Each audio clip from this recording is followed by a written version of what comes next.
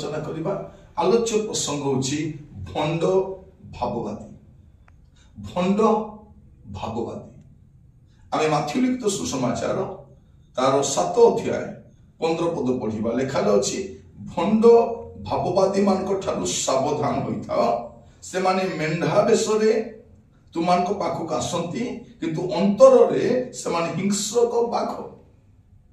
लेखा अछि भंड भाववादी मानक ठारू सावधान होइथाओ, से माने मेंढा बेसरे तुमानक पाखक आसंती किंतु अंतर रे से माने हिंस्रक बाघ।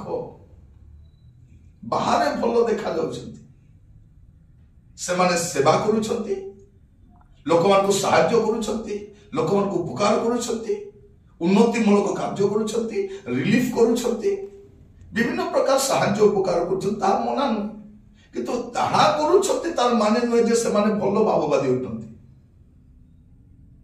कारण कोन बेसटा तो मेंढार अछि किंतु देखिबा पय गले से हिंस्रक बाघ। तार रूप एबे पर्यंत देखा जाय नै, गोटे समय आसीबो तार हिंस्र रूप बाहर आसीबो, तार उग्र रूप बाहर आसीबो।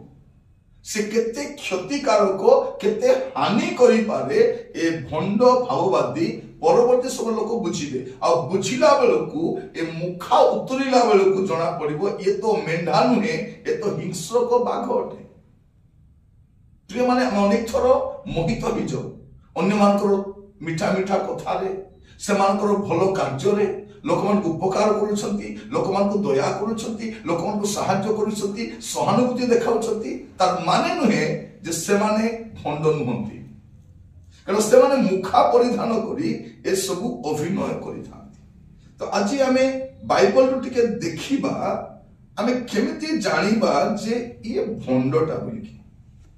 जिरिमियो भविष्यत वक्तांको पुस्तक जो देखिबे तार 28 पर्व तार 15 पद, तो इने जिरिमियो भविष्यत वक्ता हनानियो भविष्यत वक्ता को कहिले, हे हनानियो एबे सुनो, सदा प्रभु तुमको पठाई नाहंती, सदा प्रभु तुमको पठाई नाहंती, मात्र तुमे एही लोकमानकु मिथ्या कथारे विश्वास करावछ।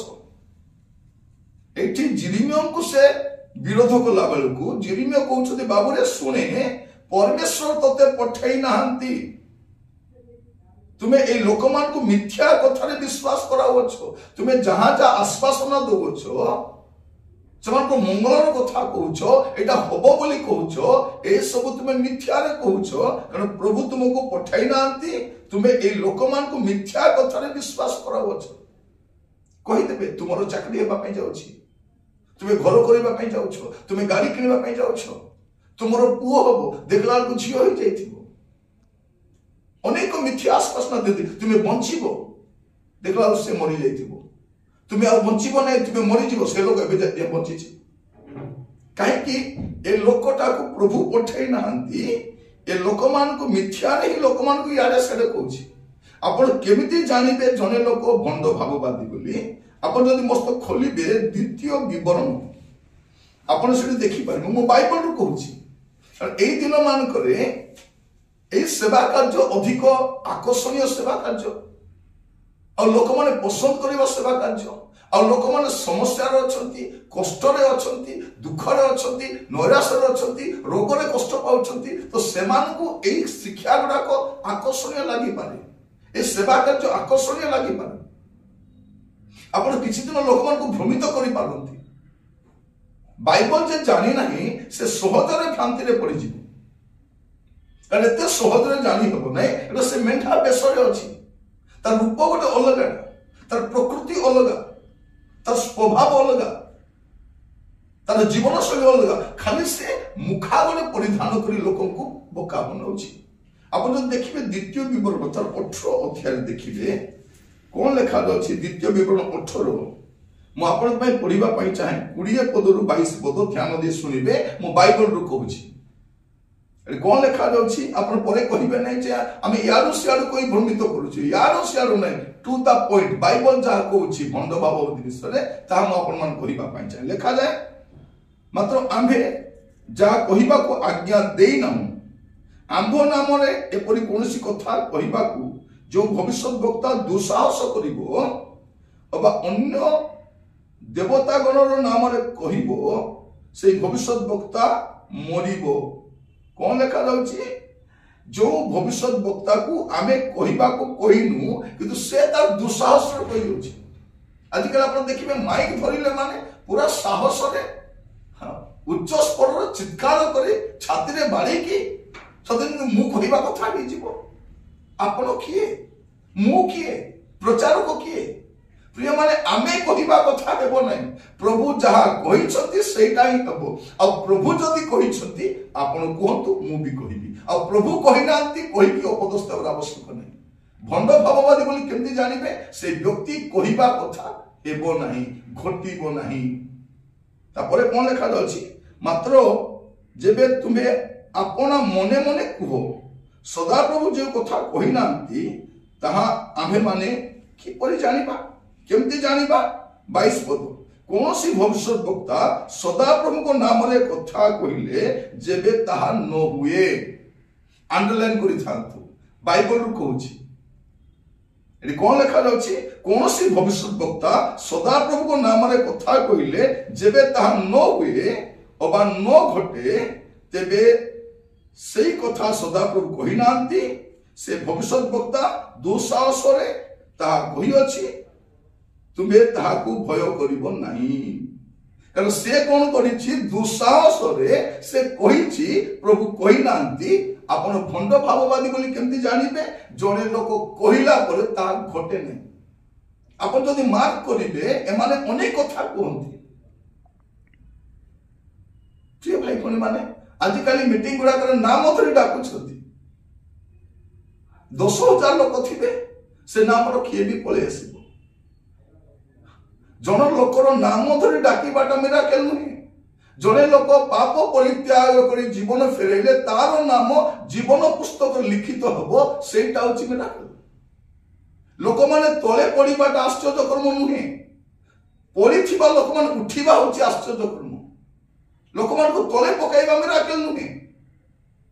पडिथिबा लोक उठिबा दरकार। प्रिय माने प्रभु मान को लोक मान को तळे पकाइबा मिनिस्ट्री देना लोक मान को तळे पकाई बहादुरी देखातु नहीं।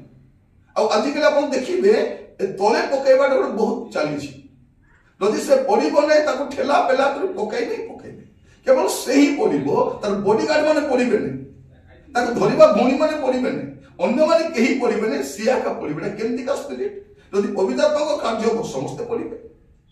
आपण देखंतु नूतन नियम सेवा कार्य रे पवित्र आत्मा को अवतरण करे केते लोक पछाडे पड़िछथि। पेंटिकस्ट दिन रे केते लोक पछाडे पड़िले। पितरक सेवा रे केते लोक पछाडे पड़िले। पाउलक सेवा रे केते लोक पड़िले। जो मान भी पड़िछथि मुह मारी पड़िछथि तार विभिन्न कारण रहिछि किंतु पछाडे के पड़ि नाथि। एटा को स्पिरिट एटा। प्रिय भाई भौणी माने आमे बुझी पारु ना बाइबल पढ़िले आमे बुझी परिबा भ्रांति रे रहिबा नै। ए भंड सेवक माने हुए तो किछि भाबरे उत्तम कर्म कला बलिया देखै कि ताकर पुराना चेहरा को ता असल चेहरा को लुचैबा पई से माने ए सब करूछथि। लोक पागल हो जाउछथि देखो सेमिति भी करूछथि से सेटा भी करूछथि एटा भी करूछथि किंतु से तो सेटा भी करूछथि से तो व्यभिचार भी करूछथि से तो असाधु काम भी करूछथि असाधु उपाय अर्थ भी उपार्जन करूछथि ताकर द्वितीय चेहरा भी अछि। आपण केमिति जानिबे जने लोक भंड बोली कि से कहिबा कथा हेबो नाही से दुस्साहस रे कहिथिबो। आपण देखिबे कोनसी भाववादी जदि भाववादी बोली कहउछंती अतीत रे किछि किछि कहिथिबे से कहा काको किछि किछि कहिथिबे आ सेगुडा हेइ नथिबो आ जदि घटिबो नाही जानिबे ये भंड भाववादी। प्रभु आपण को बुझिबा पे सहायता करत। आपण बाइबल अनेक विषय देखि पारिबे। मु आपण को जीसु जहा कहले सेटो उद्धृत कली आ जिरमिया को पुस्तक रो आपण कहली आ द्वितीय विवरण रे सेटा मु कहूची जा व्यवस्था पुस्तक लिखा जायछि। केमती जानिबे जे प्रभु ताको कहि नांती से दुस्साहस रे कहि दैछि कहू कहू तो गर्व रे कहि दैछथि हबो नै सेटा घटिबो नै सेटा। प्रिय भाई भौणी माने सेई दिन ही बुझिबा कथा जे मु कहिबा कथा जदि होउ नै ताले मु भाववादी नै। लोक माने बुझिबा कथा मु भी बुझिबा कथा जे मोर कथा विफल होछि मु कहिबा कथा घटु नै।